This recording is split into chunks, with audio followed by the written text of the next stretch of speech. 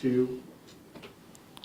Good afternoon, everybody, and thank you for tuning in to this, and thank you to the media, our partners in the media that are here to help us get the word out and be better able to communicate with the residents of Austin and Travis County. Last night, we experienced record-breaking low temperatures in the Austin area. Our thermometers sank down to the teens, and our feel-like temperatures were in the single digits. The temperature at Austin Camp Mabry reached 16 degrees, which breaks the previous record of 19 degrees that was set in 1944. Yesterday, the National Weather Service upgraded the winter weather advisory to a winter storm warning. So we went from an advisory to a warning, and also the National Weather Service issued a hard freeze warning through Wednesday, January 17th at 10 a.m. So we're under a hard freeze warning through Wednesday, the 17th at 10 o'clock. As we anticipated, the combination of below freezing temperatures and wintry precipitation created potentially dangerous road conditions. But as the city's Transportation and Public Works Director, Richard Mendoza, will share with more detail here in just a few minutes, we're prepared, and we treated about 30 locations all around Austin with a special brine that's designed to prevent ice accumulation. That being said, please, everyone, please continue to avoid all non-essential travel and stay indoors if at all possible. Avoid non-essential travel and stay indoors if you can. We also continue to focus on our most vulnerable populations. Last night, our cold weather overnight shelters welcomed 400 people and 7 dogs, giving them all a warm place to stay during this Arctic blast. County Judge Brown and I visited 2 of those shelters this morning, visited not only with the people that are staffing those shelters and helping our most vulnerable citizens through this cold snap, but also with many of the folks that are temporary residents in those shelters. And I will tell you, and I think the judge would agree with me, things are moving very efficiently, smoothly, and we're taking care of a lot of people under the circumstances. Currently, forecasts call for more record-breaking periods of prolonged sub-freezing temperatures as low as 10 to 15 degrees, with some areas in the region possibly reaching negative wind chills. The lowest wind chills are expected Tuesday morning. If wind chills dip below 0 degrees, the National Weather Service may need the issuance of a wind chill warning, bringing with it an increased risk of hypothermia and frostbite for those exposed to the elements. Again, if you can stay indoors, please do that. Austin Homeland Security and Emergency Management Director Ken Snipes, again, someone you'll hear from in just a minute.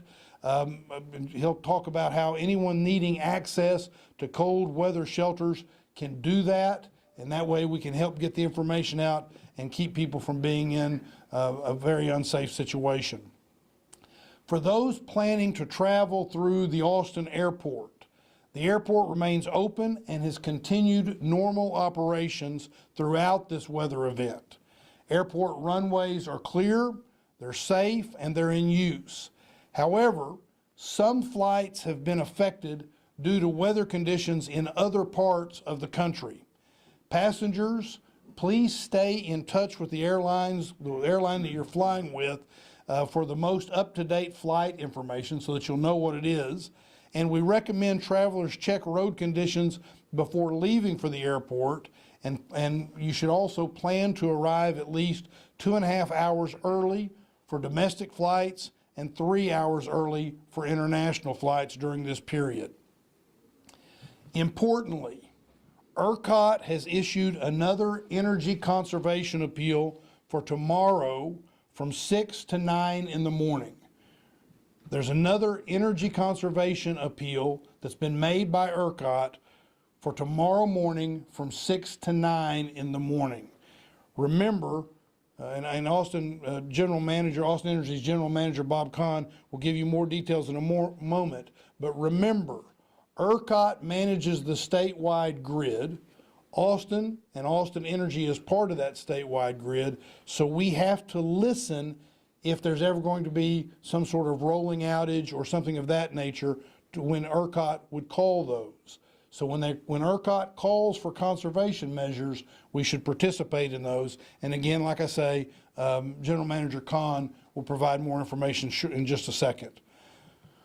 Once again, I encourage everyone to please remember to bookmark and check austintexas.gov/alerts. austintexas.gov/alerts, and tune in to the local news stations for the most up-to-date information. Finally, again, I reiterate, it is very important for people to sign up to get emergency alerts by phone, by text, or email at warncentraltexas.org. warncentraltexas.org. Thank you, and now I'll invite Travis County Judge Andy Brown up to the podium to say a few words. Thanks, Mayor. Thanks again for being here today. Yeah, I just want to start out thanking the mayor and the entire city staff that's working at these shelters that were open last night. We visited with Greg, a city employee, and Mark, someone who worked at the Montopolis shelter, who's worked there for several years. And from visiting with the folks that were there, sounds like it was warm all night. Things went as desired to be, and from the folks that we talked to that were able to take advantage of those city services, they were very thankful that it was a nice, warm, safe place to be. They had already served them breakfast this morning. They were working on lunch upcoming after our visit. Just want to reiterate that if you can stay home today, and please do so, because the roads, while many of them are passable, we want to make sure that our emergency crews are able to be out there, that we're not causing unnecessary wrecks that cause additional strain on our emergency crews. So if you can, please stay home. Travis County, along with the city, is still treating and monitoring roads. I think we treated a lot of the bridges and overpasses kind of southeast Travis County last night, and still focusing to make sure that those bridges and overpasses are ice-free. We've decided to shut Travis County parks, so you can't go to Hamilton Pool today to swim, just out of the safety of residents, and don't want to create extra burdens there. So until further notice, Travis County parks are closed. We'll reopen probably when freezing conditions go away. So thank you, Mayor, and I'll turn it over to Ken Snipes, I think. Ken? Okay. All right. Thank you and good morning. Ken Snipes, Homeland Security and Emergency Management Director. The Emergency Operations Center remains activated.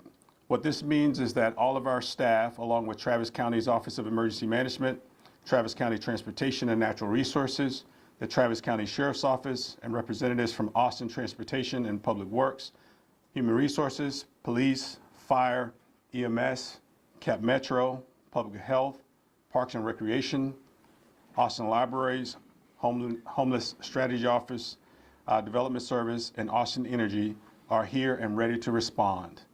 Others are on standby as well. Right now, our focus is on monitoring the weather impacts that are here in our area. Our priority continues to be the safety of everyone in our community, especially our most vulnerable populations. We are ensuring major roadways have been treated, as you've heard so far, for continued access to our hospitals and access for our emergency responders. Cold weather shelters remain activated. They will be activated through Tuesday morning. Shelter services are available for anyone needing a warm place to spend the night.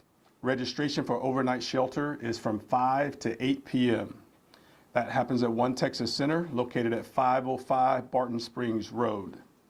Transportation to a shelter will be provided after registration. Anyone needing shelter after 8 p.m. can call 311 or 512-974-2000. Again, that's 512-974-2000 to request assistance. Since Saturday, 32 service requests have been submitted to Austin's 311 by residents requesting shelter service. Austin Travis County EMS responded to a handful of calls overnight for cold exposure, and all patients were transported overnight to shelters. We're hearing reports that in some cases, some of these folks are being picked up in near hypothermic, conditions. So we encourage people to consider getting to a shelter early. Please don't wait. When people call for a ride to shelter, in most cases, we're able to pick them up within an hour. And in some people, we're picking them up much faster than that. We want to give a big thank you to the Urban League, the Cap Metro, and Austin 311 for helping to manage this process, as well as folks from the Homeland Security and Emergency Management Office. Sunday night, over 400 people used our cold weather shelters.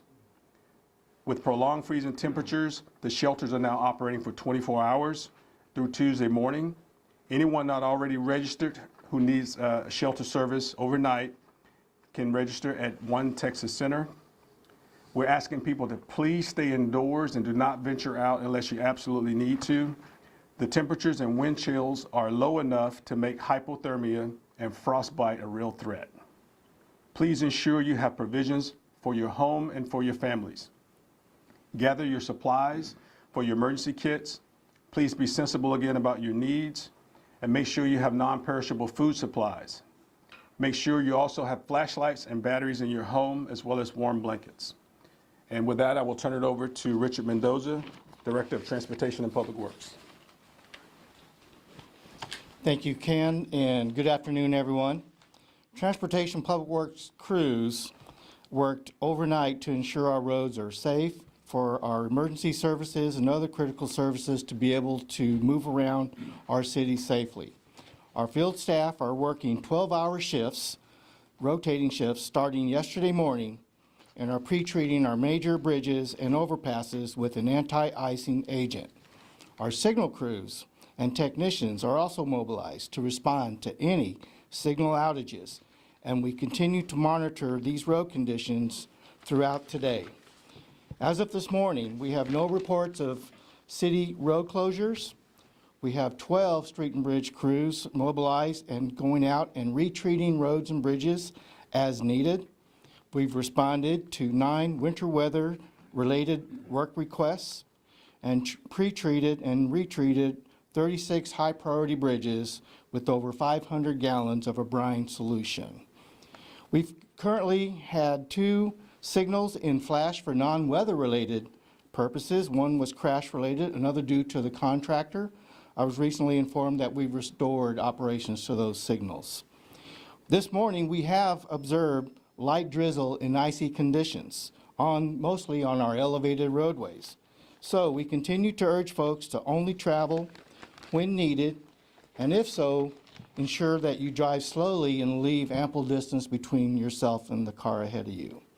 If you do encounter icy conditions on the roadways, remember to maintain speed and avoid sudden braking or acceleration. If you go into a skid, steer in the direction of the skid, but be cautious not to oversteer. Transportation Public Works has also purchased additional backup batteries and backup generators to maintain signal operations as long as possible in the event that we do lose power to those signals. However, if you come across a dark signal, we ask that you treat it as a 4-way stop and know that our signal crews will be responding to restore that signal as soon as possible. So that ends my report, and I'll hand it over to General Manager Bob Kahn with Austin Energy. Thanks, Richard. Good afternoon, everybody. Bob Kahn, General Manager, Austin Energy. So we're seeing a very few outages across our 437 square mile service territory. We actually are going to set a new winter peak for Austin Energy today, and maybe tomorrow too, and another new one. But our previous peak was 2,630 megawatts, and right now we're hovering at about 2,760. So we'll see how that goes as the weather develops. I want to thank the crews that we have out there from Austin Energy and their support staff to respond to outages in all kinds of weather. This is difficult, dangerous work, and our crews know our community depends on getting power restored as quickly and as safely as possible. So let me talk a little bit about ERCOT communications. As the mayor said, we've been notified that there's going to be a conservation appeal again, tomorrow morning from 6 to 9. We're looking at record-breaking demand at ERCOT, and low wind is expected, which can cause issues with reliability. Businesses and residents are encouraged to conserve electricity use if safe to do so. For the latest information on the ERCOT grid, visit ERCOT.com. So let me just talk about a few conservation tips.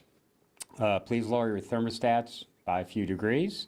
If you have a fireplace, use it to heat your home instead of cranking up the thermostat. When not in use, remember to close the flue so the cold air doesn't come on in or warm air doesn't escape. And keep your doors and windows closed to minimize the hot air from escaping the home. Do not use the oven to heat your home. Bad idea. You can find more conservation tips at austinenergy.com/winter. Thank you. And I think the mayor was going to pick up. Thank you, and I thank all the professionals that have reported for us here this morning. A couple of things to remember. We're still in this cold snap, so it's important to keep in mind, we've been reiterating this over and over again, take care of people, pets, plants, and pipes. People, pets, plants, and pipes. And it's not too late if you haven't done certain things on your pipes. The fact that you haven't had a problem, please go ahead. Same thing with plants, but that's a key part of all this. The second strong message is that you should conserve energy, reduce your temperatures by a couple of degrees on your thermostat, and as Bob just pointed out, do the kinds of things where if, for example, you have sunlight coming into the house, open your curtains and drapes so that sunlight, you get that natural heat that's coming in. And on those sides of your house where you don't have that, or your dwelling where you don't have that, close those curtains and drapes so you have less escape of the heat. Do the same thing by keeping doors closed a minimum amount of time so we don't have heat escaping that way. But please conserve, because we don't want to be in a situation where we don't have the power that we want. And then the final strong message that we want to make is that if you can stay inside and you don't have to leave, please stay inside. It is very, very cold, and it may be deceptive how cold it is, so that you find yourself in a situation where you're reacting to the cold before you know it. So if you can stay indoors, please stay indoors. We are going to open it up for questions that you might have. I want to point out that the people that have spoken to you this morning or this afternoon, we're all available to answer questions, but we also have leadership. The city manager is here with us. We also have leadership from police, fire, and EMS that can answer any questions that you might have. And so with that, I'm happy to open it up for questions. I want to start with cold weather shelters. We saw they got activated actually Saturday, a day earlier, rather than just that Sunday and Monday. They're going to Tuesday morning, but are there conversations being had about possibly extending that into Wednesday morning? Yes, and I'll let, where he is, Ken, you want to answer that? And one of the things that I'll say along those lines is, because they're in rec centers, that typically there would be something going on in those rec centers. But what we're in the process of doing is making some determinations about how that will impact it as we keep these open. And if the decision is made that we will keep them open, which I think is probably where we're headed if we're candid about it, what we'll do is we'll make sure that people get prompt notice, and we will work to get all that notice out to everybody. But Ken, you want to add anything? Yes, sir. I think the mayor said what I was about to say. Yes, sir. What I would say is we're going to continue to monitor the weather and make those determinations based on what we're seeing there and the thresholds that we have for opening or closing or holding shelter services over. And I'm going to sneak in one more. Sure. ERCOT's already sent out some guidelines for government agencies. We always talk about, taking the temperature down, things like that. What is the city doing right now with that? I know, preface, it is a holiday day, of course, so usage might be less, but what kind of things are the city doing to kind of, prepare for that, and maybe turning off lights? What does that look like? Stuart Riley, our person that's over facilities, coordinates with other city departments as far as reducing load. Yeah, and you make a really good point. You know, today being a holiday, you have a lot of buildings that aren't being occupied. And with regard to city buildings, that's also certainly the case, governmental buildings. And so we know that makes a difference on all of this. Yeah, and you know, they turn down the lights, they do little things that make a big difference if you have a bunch of big buildings, right? So. Mr. Khan, don't go too far. I have a question for you. Oh, okay. Yeah, let me get out of your way. Yeah, I'm sorry. They said ERCOT Tuesday morning and Wednesday morning are going to be the tightest for us. Right. I know that's in ERCOT's hands for the grids, but what is Austin Energy, for the viewers that see this, what is Austin Energy using for resources in case we see outages because of that here? So, actually, things have been going pretty good. We've had very few weather-related incidents. The biggest thing that's been happening is because of the high demand, some of the circuits get overloaded and a fuse will blow. And we've had a few of those. And within an hour, we replace those. And then we redistribute the power over different lines so the circuits don't get overloaded. But if we get into an EEA event, you know, there's 1, 2, and 3, EEA 1, 2, and 3. 1 and 2, ERCOT tightens up as far as telling people to conserve more. If we go to 3, which we're not there, but if that happens and they go into controlled outages and order us to have controlled outages, we've identified about 100 circuits in our service area that do not have critical loads on them.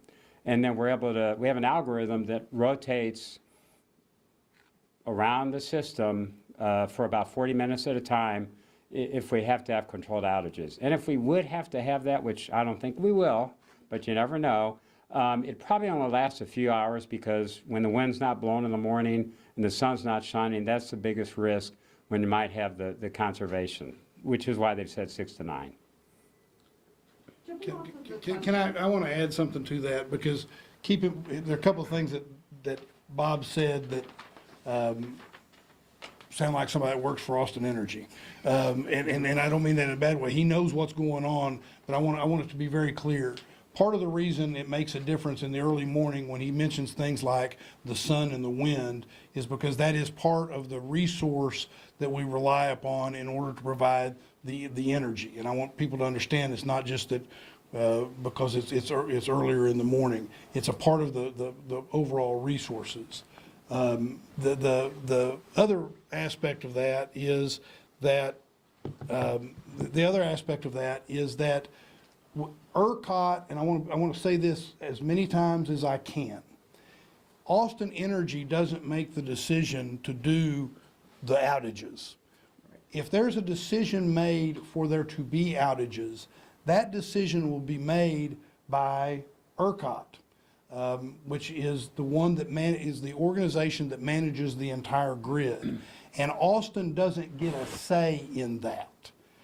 If ERCOT determines that we need to have outages because in order to make sure that we are providing energy throughout the grid and maintaining the overall Texas grid, those decisions will have to be made by ERCOT, and then we will be faced with how we're going to address it. And what Bob laid out is really important.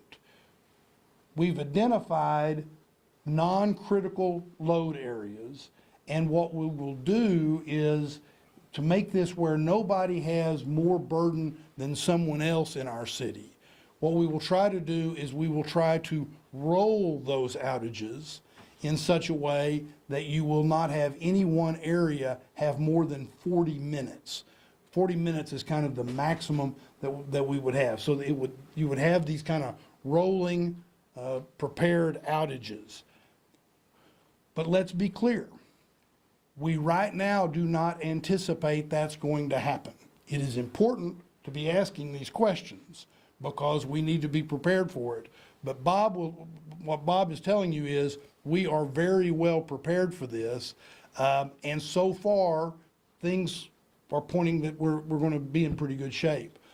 But ERCOT may make decisions, and that's one of the reasons we really encourage people, please conserve, because that will be helpful and it may avoid something happening where we need to have those controlled outages that would roll through our city. But again, we do not anticipate that's going to happen. We'll keep people informed. We will continue to do the alerts. That's one of the reasons we ask people to sign up for the alerts, is so that they'll have all of that information. So, thank you. Speaking of the outages and the alerts, we heard from a couple of viewers who reached out to us saying that they tried to report outages yesterday and they were getting error messages. They called and were transferred to 311. They say they weren't getting updates. Is this anything Austin Energy is aware of? Is this something that you're looking into? Any problems with the system? I have not heard that, but I will check into it, okay? Apologize to the viewers if that's happening. It should not be happening. Jumping off of the question earlier about Right. the homeless shelters, not related to Austin Energy. Oh. But you can answer it if you want. There's been a lot more people seeking shelter over the past like 24 hours than normally do. Yeah. Is Austin prepared to Yeah. provide meals and housing for all Sure. of those people? Yeah. Are there resources there? Yes, and in fact, what we've done is we've increased the number of shelters. So, you know, we start with the base, if you will, of essentially 3 shelters. But I'll confirm with you that we're operating now 6 shelters, and those 6 shelters will continue to operate without closure until Wednesday. So on Wednesday, we'll make some determinations about when we will close those. But the point that I'm trying to make is we have monitored that, and we anticipate, for example, where the judge and I went today, one of those shelters, there's still, at least as of this morning, there was some room. Well, actually in both of them, there was still room. And so that's all being monitored.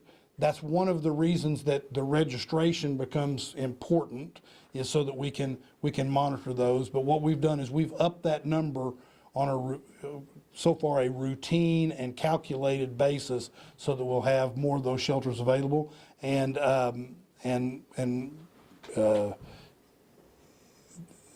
I anticipate that now that we're going to go into another day of this, I anticipate that we will have more people that will sign up.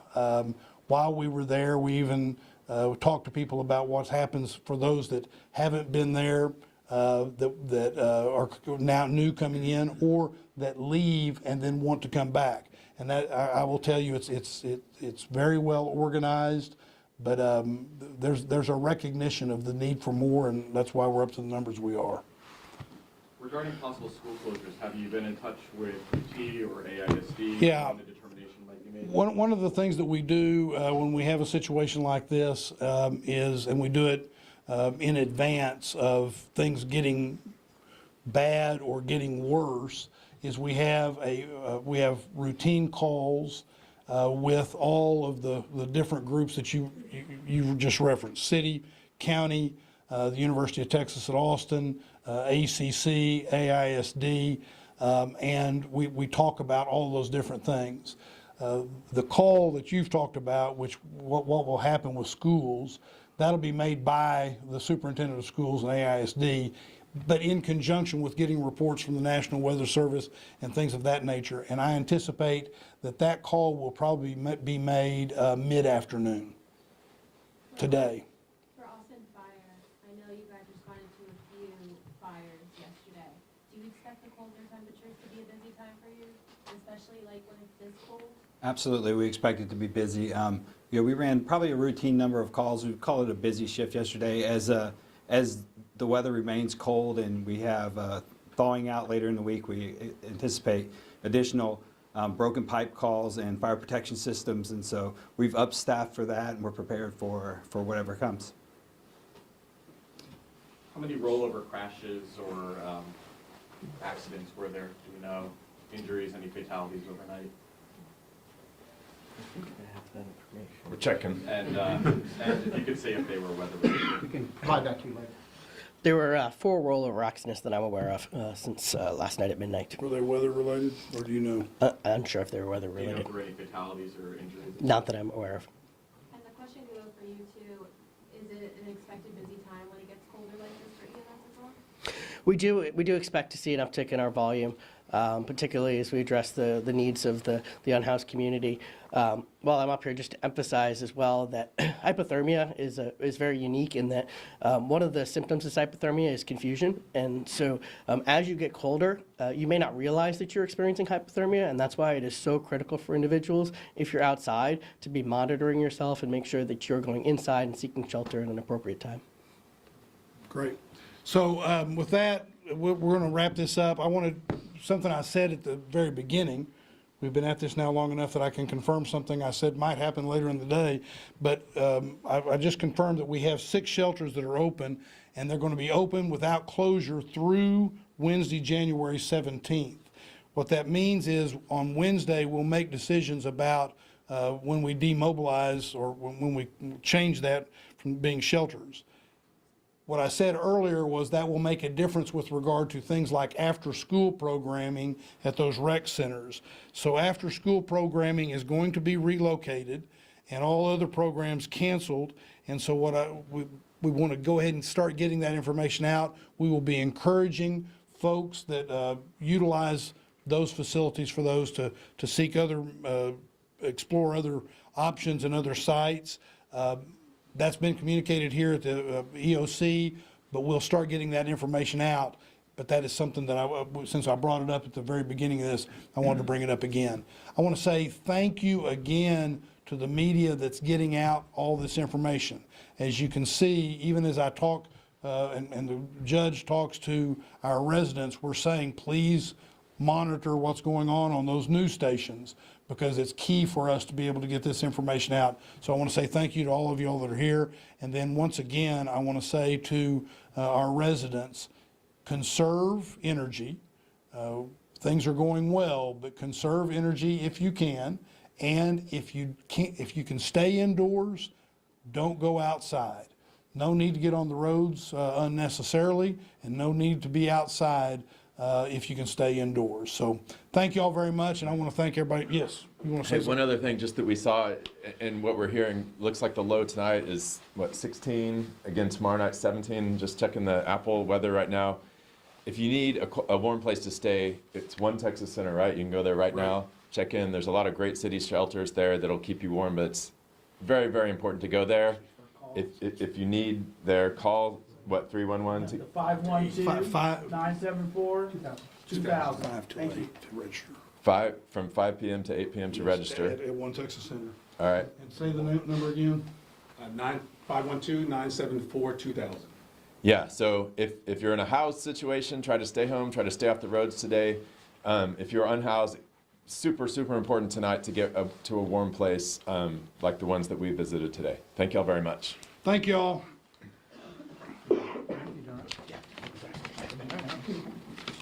Hey man, how are you? I'm good. How are you? I'm good. Appreciate you guys. Thank you. Appreciate it, Mayor. Thanks so much. They told me when I drove over. I know.